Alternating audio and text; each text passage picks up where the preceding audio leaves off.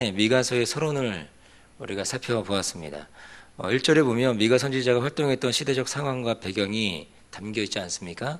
그래서 어디서 활동했고 어떤 시기를 어떤 왕들 시기에 활동했는지를 보여주고 있죠. 1절에 이렇게 말씀합니다. 유다 열왕 요담과 아하스와 히스기야 시대에 모레셋 사람 미가에게 임한 여호와의 말씀, 그 사마리아와 예루살렘에 관한 묵시라, 그렇게 말씀하고 있죠. 그러니까 미가 선지자는 모레셋 출신이죠. 모레셋 출신인데 우리 14절인가에 나와 있는 모레셋이라고 보면 그 지역이 바로 블레셋과 맞닿아 있는 그런 지역인 것을 알 수 있고, 그리고 요담과 아하스 그리고 히스기야 시대까지 오랜 시간 동안 성경학자들은 얘기하기를 55년 정도라고 얘기하고 있는데, 그 시기까지 오랜 시간 동안 선지자 활동을 했던 사람이 바로 이 미가 선지자라는 것입니다. 이 당시는 중요한 게 그 아수르가 패권을 잡고 활동했던 시기였고, 급변하는 시대 가운데 이 미가 선지자가 하나님께 부름을 받은 거죠. 그리고 그런 암울한 시대에 활동했던 선지자, 바로 이 미가 선지자가 이 당시 활동했던 것을 우리가 알 수 있다는 것입니다. 미가서의 메시지는 보면 심판과 회복을 함께 담고 있는 그런 메시지를 가지고 있습니다. 그래서 막연한 희망을 얘기하지 않습니다. 막연한 희망을 얘기하지 않고 그냥 무턱대는 희망, 거짓 선지자들이 얘기하는 그런 희망을 얘기하지 않고 막연한 희망보다는 현실의 참담하고 끔찍한 모습을 이 미가 선지자는 직면하게 하는 것입니다. 그러므로 미가서를 읽을 때는 이스라엘이 회복된다는 사실을 즐겁게 읽기에 앞서서 하나님께서는 이스라엘의 죄악을 혹독하게 다루고 계시고, 그리고 강렬하게 고발하고 있고 심판을 먼저 선포한다는 것을 우리가 알 수 있다는 것입니다. 이것을 알 수 있는 것이 무엇이냐면, 하나님은 죄에 대해서 아주 혹독하시다, 철저하시다, 심판하신다, 이것을 우리가 알 수 있다는 것입니다. 죄에 대한 대가를 분명하게 지불하게끔 한다는 사실입니다. 그리고 나서 하나님은 어떻게 하십니까? 회개하는 자를 회복하시는 하나님이심을 만나게 된다는 것입니다. 오늘 본문을 통해서 하나님 어떤 분이신가를 보고, 그리고 우리에게 주시는 메시지가 무엇인가를 좀 살펴보기를 원합니다. 오늘 본문을 보면 하나님은 말씀하시는 분이신 것을 알 수 있습니다. 우리 2절을 보면 이렇게 말씀하죠. 백성들아, 너희는 다 들을지어다. 땅과 거기 있는 모든 것들아, 자세히 들을지어다.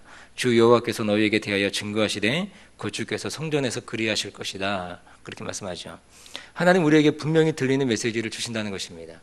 저 여러분들에게도 분명하게 주시고, 또 이 땅의 많은 사람들에게도 하나님의 음성과 메시지를 분명하게 들려주십니다. 자연으로도 말씀해 주시고, 그리고 환경으로도 말씀해 주시고, 오늘 설교로도 말씀해 주시고, 여러분들이 개인적으로 있는 묵상이나 성경 공부나 모든 것들을 통해서도 우리 각자에게 하나님은 분명하게 메시지를 주시는 분이라는 것입니다. 그래서 우리가 하나님의 음성을 듣기를 원하는 거죠. 그런데 오늘 하나님께서 이스라엘에게 주시는 메시지가 무엇입니까? 그것은 바로 다른 것이 아니라 심판의 메시지라는 것을 우리가 알 수 있다는 것입니다. 그래서 2절과 3절과 4절을 보면 하나님의 심판이 얼마나 엄미한가, 피할 수 없는가를 얘기해 주고 있습니다. 보면 3절 4절을 보면 여호와께서 그 처소에서 나오시고 강림하사, 그러니까 하나님께서 나오실 때, 강림하실 때 땅의 높은 곳을 밟으실 텐데, 그 아래는 어떻습니까? 산들이 높고 골짜기들이 갈라지기를 불 앞에 밀 같고 비탈길로 쏟아지는 물 같을 것이다. 피할 수 없다. 불 앞에 밀같이 피할 수 없을 것이고 비탈로 쏟아지는 물같이 어찌하여 너희들 막을 수 없을 것이다. 이것을 분명하게 얘기해 주는 것이죠. 그러니까 하나님의 심판의 메시지 들어라, 그렇게 얘기한다는 것입니다. 하나님께서 이들에게 심판의 메시지를 전하는 이유가 무엇입니까? 우리 가운데도 어쩌면 개인적으로 하나님이 이런 두려운 말씀들을 주실 때가 있는데, 그 왜 그러십니까? 그것은 바로 그들의 죄악 때문이라는 것입니다. 5절에 보니까 이렇게 말씀하죠. 이는 다 야곱의 허물을 인함이요 이스라엘 족속의 죄를 인함이라. 야곱의 허물이 무엇이뇨? 사마리아가 아니뇨. 유다의 산당이 무엇이뇨? 예루살렘이 아니뇨. 이렇게 얘기하는 거죠. 여기서 야곱의 허물이라는 이 허물의 단어를 보면 히브리어로 페사라는 단어를 쓰는데, 이 단어가 언제 사용되는가를 보면 이스라엘의 반란, 그러니까 열왕기상 12장 19절에 보면 이스라엘의 반란, 그리고 또 열왕기하 3장 7절에 보면 모압의 반란, 그러니까 반란이 있을 때 그때 이 페사라는 단어를 쓴다는 것입니다. 그러니까 다시 말해 하나님에 대한 반란을 일으키는 것, 이것이 바로 무엇입니까? 이게 허물이라는 거예요. 그들의 허물이 무엇이냐? 여호와를 향한 반란이라는 것입니다. 여기 또한 이 죄라고 하는 것은 히브리어로 보면 하타트인데 이 어긋나다 또는 잃어버리다 이런 뜻을 가지고 있습니다. 하나님의 기준에서 벗어나는 것이죠. 이처럼 페사와 하타트는 각각 이 죄의 적극적인 면과 소극적인 면을 나타내고 있는데 결국 이러한 죄로 인해서 이스라엘 전체가 멸망할 것이다. 특별히 오늘은 이 사마리아의 죄, 이 사마리아, 이 북이스라엘의 이 사마리아에 대해서 하나님의 심판이 있을 것이다라는 것들을 분명하게 얘기해주고 있다는 것입니다. 야곱의 허물과 죄, 이것이 문제라는 것입니다. 우리도 마찬가지 아니겠습니까? 우리 가운데 있는 허물과 죄, 이것이 우리 가운데 문제라는 것입니다. 여러분, 우리 가운데 있는 허물과 죄를 우리가 스스로 그것을 수치를 가릴 수가 있겠습니까? 가릴 수가 없습니다. 가릴 수 없어서 하나님께서 아담과 하와가 죄를 지었을 때 그때 그들의 수치를 그들이 스스로 가리지 못하니까 하나님께서 스스로 그때 어떻게 하십니까? 가죽옷을 지어 입히시고 그들의 수치를 가리게 하셨다는 것을 알 수 있다는 것입니다. 그래서 예수님께서는 어떻습니까? 우리의 허물과 죄를 위해서 십자가에 죽으셨다라는 것입니다. 오늘 본문이 말하는 죄와 허물과 죄 말씀하는 것입니다. 하나님의 목적에서 어긋난 죄, 날마다 나를 부르시지만 영적으로 둔감하여 음성을 분별하지 못하는 죄, 허물인 것입니다. 때때로 하나님의 통치하심에 반항하고 반란하는 이런 나의 허물인 것입니다. 이 죄와 허물을 위해서 우리 주님이 죽으셨다는 것입니다. 저 여러분들의 수치를 가리워 주셨다는 것입니다.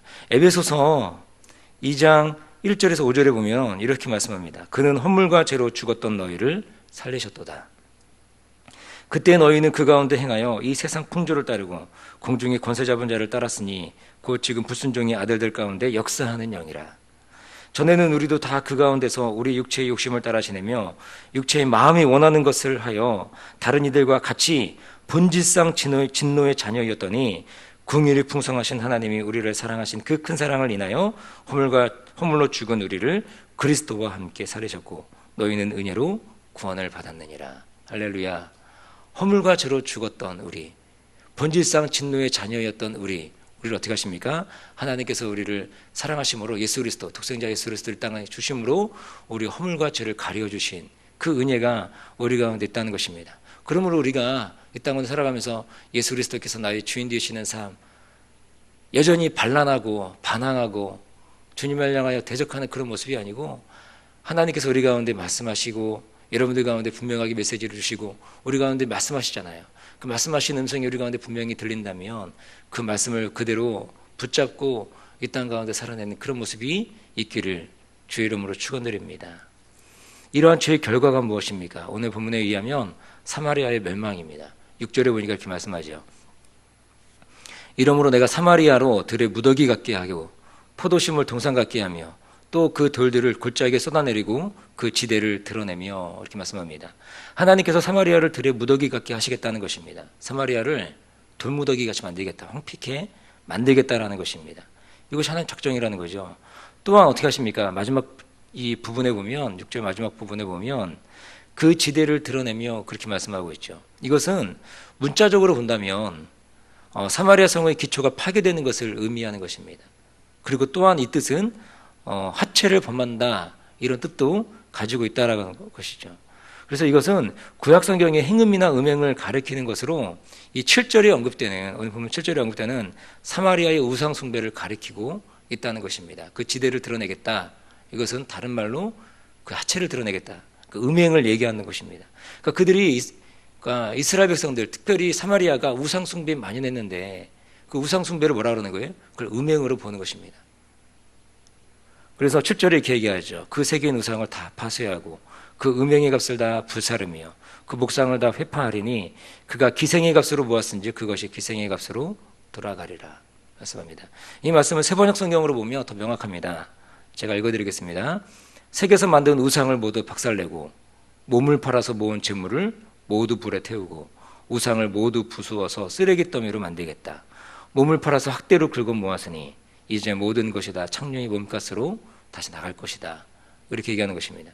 하나님이 얼마나 북이스라엘의 사마리아를 보면서 마음이 상하셨는지 마음이 얼마나 아프신지를 말씀해 주고 있는 것입니다. 그러므로 결국 어떻습니까? 북이스라엘의 사마리아가 어찌 됩니까? 우리가 잘 아는 것처럼 주전 722년에 이 아수르에 의해서 멸망을 당하게 되는 것입니다. 하나님은 죄악에 대해서 어떻게 하십니까? 참으시죠. 참으시다가 결국에 하나님께서 심판하시고 철저하게 그들을 책망하시는 것들을 본다는 것입니다. 심판의 칼을 드시는 그 하나님이시라는 것입니다. 우리 가운데 말씀하시죠. 동일하게 경고하십니다. 계속적으로 우리의 삶을 경고하시고 말씀하시고 하십니다. 그러나 그게 아니면 우리 가운데 심판이 있다는 것입니다. 이것이 당시 북이스라엘만 그러하겠습니까? 라는 거죠. 그렇지 않습니다. 오늘 이 말씀이 우리에게 주시는 메시지가 무엇입니까? 이 사마리아가 누구라는 겁니까? 나라는 거예요. 나. 그리고 여러분이라는 것입니다. 하나님 말씀 앞에 바로 서지 않고 계속해서 하나님을 반역하는 길로 나아간다면 하나님의 분명히 심판이 있다는 것입니다. 그러면 성도 여러분, 우리는 죄악된 길에서 돌이켜야 될 줄로 믿습니다.